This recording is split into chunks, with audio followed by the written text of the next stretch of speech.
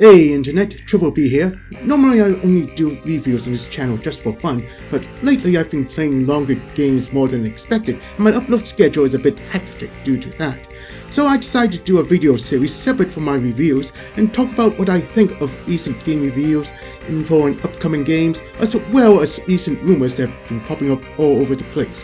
What's the name of the series? Well, I haven't thought about it, but I'll probably come up with something after a few videos. Anyway, let me start off by congratulating everyone who had won an award at this year's Game Awards. Thank you for the hard work you had throughout this year. I'm looking forward to see what kind of projects you'll do in the next few months or years, give or take.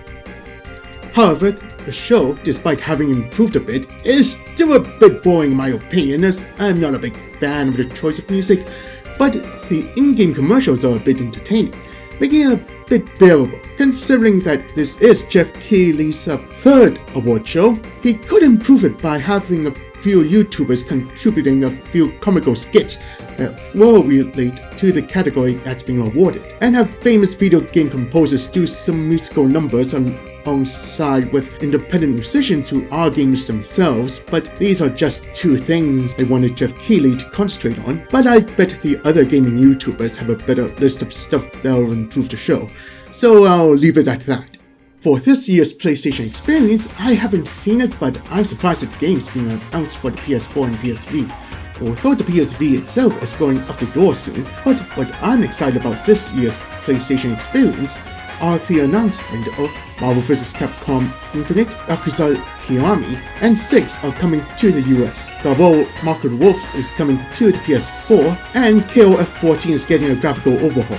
For Marvel vs. Capcom Infinite, Capcom finally have classic Mega Man and successor X to be a playable character, and having him team up with Street Fighter's Ryu can open up the possibility that X might be able to use his Hadouken as a super move, along with a return of the 2-on-2 format, which might put X as a replacement for both Ken and classic Mega Man, as he and Ryu can use the double Shinku Hadouken, which is one of the few reasons I started playing the Marvel vs. Capcom series since X-Men vs. Street Fighter, just not competitively. However, if Capcom decide to have either Haga or Zangief return, just imagine this crazy combination of characters having to do the double final atomic buster, like how Rose was holding on to dear life back in Marvel vs. Capcom 1. However, the game revolves around the Infinity Gems, similar to Marvel superheroes, making things interesting.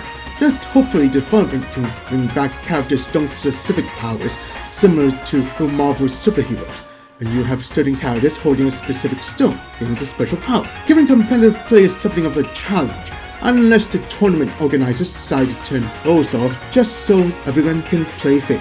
Yakuza Kiwami and 6 are the titles that I want to come out here in the US after beating Yakuza 4 and 5, so I wanted to try out the original Yakuza, but couldn't since my original capture card crashed, and now using the Elgato 60, and Yakuza 6 being the most likely finale of Kiryu's role as protagonist of the series, and the beginning of him possibly appearing in more crossover games as a representative of the series.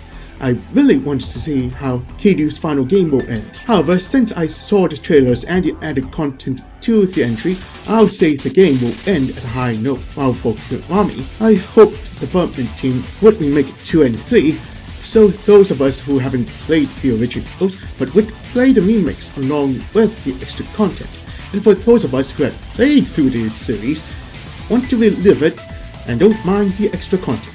Although Mark of the Wolves, aka Fatal Fury 4, is one SNK game I don't mind seeing in this generation and perhaps later generations of consoles, but I was hoping for a new Fatal Fury entry that's not a pachinko machine. Thus hopefully, if Mark of the Wolves sells well, we might be able to see Mark of the Wolves 2, and probably finally see Joe's students so we can have a new generation of hungry wolves trained by the originals, along with the possible return of the Invincible Dragon and Raging Tiger, since their last official appearance in Art of Fighting 3. While for KOF 14, ever since its release, it brought SNK back to the fighting game genre with its classic gameplay, music, and bringing in younger voice actors into the newer SNK games, but suffered from backlash when it comes to character models, so with this new patch, it will update the textures to bring the models up to date, so it not only be one of the best fighters in terms of gameplay, but also in graphics, Personally, I don't mind the graphics, but it's nice knowing that SNK is working hard in improving their games while planning on their next project. Though I do hope that should revive some of the old IPs so the new generation fighting game players will enjoy them. That's it for this video. If you like what you see, be sure to check out my channel and follow me on Twitter by clicking on the link in the description below. Well, that's it, and see you next time.